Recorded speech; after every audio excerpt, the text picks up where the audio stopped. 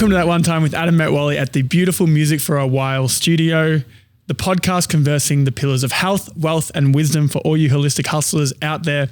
This week's episode is with Garrett Thomas, aka Garrett From Goldies, and we'll be getting to know him over the next 10 minutes ahead of the full episode later on. So, who are you? What are you best known for? And for somebody who doesn't know you, why should they listen today? Okay, so my name is Garrett Thomas, aka Garrett From Goldies. I am a TikToker here in New York City, probably most known for my series Diners, Diners, and Diners on Instagram and TikTok. It's a short form series where I've kind of been going around all the smaller diners in the city and meeting the owners and tasting the food. And why should somebody listen to me? Well, I have a pretty interesting career path. I went to school for engineering in Canada, and after that did 10 years on Wall Street at an investment bank, and then became a content creator. So have really not just a depth, but a huge breadth of knowledge across many different industries. And I read a lot too, so I'll have to share some wisdom here with you guys. What was your first diner experience? We had this place called Wimpy's up in my hometown in Newmarket, Ontario, and it was like a classic 1950s diner, and they made really good pancakes, and it was just that. It was one of those things where, looking back on it now, is they're kind of selling you the nostalgia, but if you have good food, it doesn't matter what you do. But that was my first time I really fell in love with it. Nice. And what was the best experience in a diner? You have to understand, I go to so many, I like hundreds. So it's hard to just say I hate to give you a political answer here, but it depends. But my favorite diner, I think if I had to go for one meal, probably at Little Purity in Brooklyn, in Park Slope in Brooklyn. But there's so many that you can't even say one. Fair enough. What was your worst diner experience then? Yeah, I'm not going to answer that one. So that's, everyone's the best one. No, listen, what I always say when you're going for a restaurant and when you're doing restaurant reviews, my personal feeling is that I look for value. So if you can have really expensive food, like maybe at Bubby's in Tribeca, but if you have great food to complement great prices, okay, well, that's all right. If you're serving bad food at high prices, then usually I'm not afraid to say something online. But I try not, honestly, there's a few diners that I go to that I don't like and I won't review online, mainly because I don't want to hurt somebody's business intentionally. So what's the biggest diner red flag and how do you avoid them? Oh man, there's a couple. So, when you talk about a proxy for quality, I think, a good selection of hot sauces is always good. Pre-buttered rye toast. I get pre-buttered rye toast, but any toast that comes pre-buttered, and then butter that's room temperature, very important. A lot of people just serve it right from the fridge. Disgusting. And it doesn't melt right. And then when you spread the butter on the toast, it ends up committing toast brutality. And here at Diners, Diners, and Diners, we stand up against all forms of toast brutality. Good man. Okay. I mean, I've spent my time holding the amount of times I've held the butter in my hands. Held the butter, yes, you can do that one. Another one, commenter commented one time, is put it underneath the plate. Yeah. The warm plate is another one. Yeah. But I got shit to do. My time is valuable. Yes, you got to serve, you got to take it out and just let it get to room temperature for a little bit. It's attention to detail, ultimately what it boils down to. It is. So what's one opinion that would make people either scratch their head or get angry in regards to picking a good diner? At the end of the day, diners they used to be a place where you could get a decent meal for a decent price. And I think one of the problems in this day and age right now with the cost of labor and the cost of rent and the cost of living, it's kind of diverged from that. So even though I try and help out as much as I can with marketing and advertising, and I go to all these diners for free, 97% of the bills I get, I pay myself. So you can only do so much. If you're charging $20 for a bacon, egg, and cheese, man, it's tough. It's tough to justify for people coming in. What are your top 3 diners in New York? Well, I like Zaffy's Luncheonette. I like Little Purity. And I like Johnny's Luncheonette. Those are the spots that those are the 3 spots I go to most often. But I go to a new one all the time, every day. So brilliant. So what's the biggest myth in creating viral content that you can debunk in 10 seconds?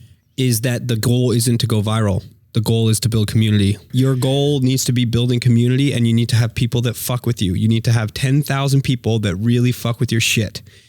Once you get that, then you can breathe and start worrying about virality. If you get popular by a viral moment, it will get taken away from you in a nanosecond. That's not your goal. Got it. What book has changed your life the most? Origin of Inspiration by Sam Addo-Quay. It's a book about how to become a better artist. So Origin of Inspiration, my career really took a serious turn for the better when I started looking at myself as one, an entertainer, and two, an artist. You know, coming from an investment banking world, engineering world, it's all very like ones and zeros, yes and no, very objective. Like, you know, we were trading bonds, so it was like either you trade the bond or you don't. Like it's very objective. When you get into the content creation world and the creative space, it becomes a lot more subjective. And if you want to be a content creator, you must understand that the game, you need to provide value to the person on the other side of the screen. If you are not providing value, and that can be in the form of entertainment, education, whatever, inspiration, whatever, you're providing value to the person. If you're not, that's your goal.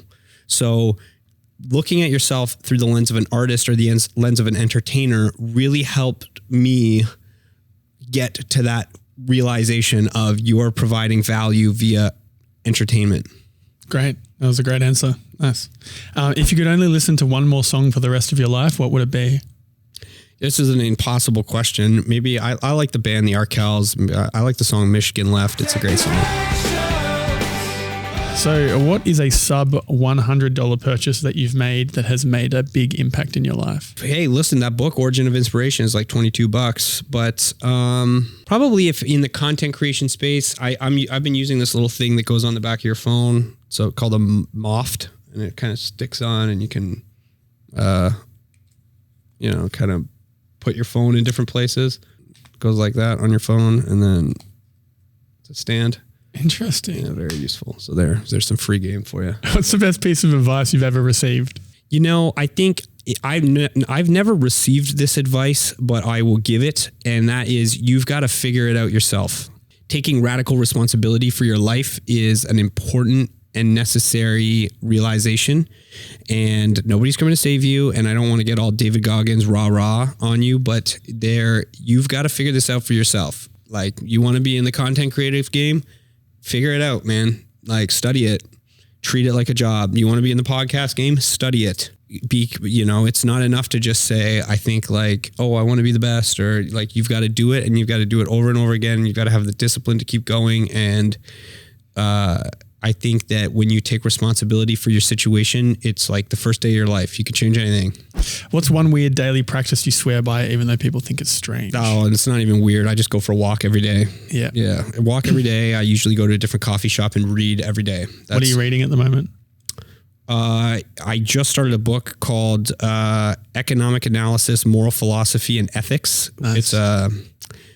I've been like really into some social sciences and humanities stuff. And I love economics. I'm just a curious dude. So I love reading all that kind of stuff. So 100%. What's one app that everybody should have downloaded on their phone? And TikTok.com. No, but for real, I think one of the misconceptions about social media, especially short form like TikTok, while it is extremely addictive, if you use it right, it can be massively empowering. Mm-hmm. So I think it's just, you can go down those rabbit holes, and like, we can talk about good content and bad content. Like, I have a huge, maybe for the proper pod, of like vice-based content. So gambling, gooning content, smoking, drinking content, like anything that has to do with human vices, those are all like vultures circling around the social media landscape.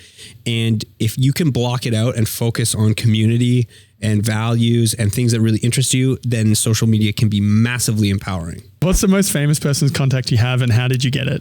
Okay, so this was the only one I had to think about. It's a buddy of mine, Max from the Arkells. It's a big band back in Canada. Actually, they sing the song Michigan Left, and I got his number because I was Garrett From Goldies. My name is from a seltzer company that I started like 4 years ago. Is it still running? No, it's not. I do content now full time, but this is part of the lore. I decided to keep the name, and And the band, my favorite band, was coming to town to play a show, and I DM'd the band. And they were playing in Boston on a Tuesday, New York on a Thursday, and I DM'd the band saying, hey, man, I have this venue that I can like pack out full of Canadians, and it was a rooftop in Brooklyn. And I was like, if we throw a party, would you want to come on the Wednesday? Because I was like, there's no way this band is sticking around in Boston on the Tuesday. Like, they're going to drive right down to New York City.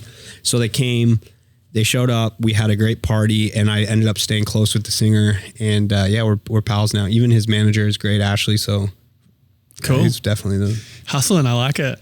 It's bringing people together. Yeah, it's worked out very favorably. He brings me to all sorts of concerts. Whenever I go back to Toronto, we end up linking up. So it's great. Nice. What's the strangest compliment you've ever received? I don't get too many weird compliments. I get a lot of DMs from people, and I try and answer them all. But yeah, I mean, it's probably got to be, you know what? I get a guy that says like, I love the way you scrunch your face. You know how like I'm always doing the, at the start. At the start. Yeah. He's like, oh yeah, you scrunch your face. And I was like, that's a little bit of a weird compliment, but all right, I'll roll with it. And my last question for the rapid fire is, what's one of the craziest stories you've been a part of that makes you go, wait, how did that happen? Well, throwing that party with the Arkells is pretty cool. Like, that's a band that plays, massive venues, like 20,000 people, and they showed up to like a backyard party, which was sick. And then obviously the egg guy story, I think, is like pretty iconic, of like helping this Amish dude, like an Amish dairy farmer in the Union Square Green Market. For those of you who don't know, like I had this egg guy for years and years, and he just like stopped showing up one day, and I went on like this mission to find him, and I did, and just like what kind of went viral. But it's there's a series on his TikTok, so after you listen to this, go watch that, and it's a great watch. Yeah, it's a great one. Yeah, I mean, it ends very positively. So yeah, brilliant, cool. All right, Garrett. Well, I will see you on the other side. All right.